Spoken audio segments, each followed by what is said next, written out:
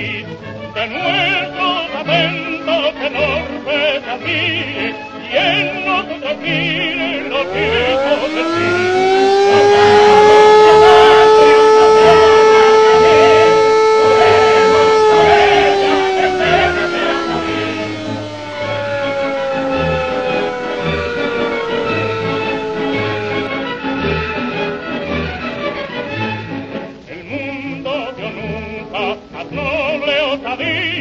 Ni vio nunca un día más grande el valor que aquel que inflamados nos vimos del fuego excitara a riego de patria el amor.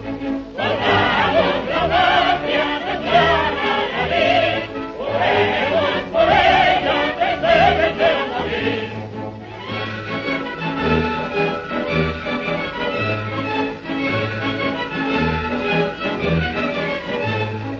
Trompa guerrera, secos al viento, horror al sediento, y arruja el cañón, y amarga el cañudo, la audacia provoca, el ingenio invoca de nuestra nación.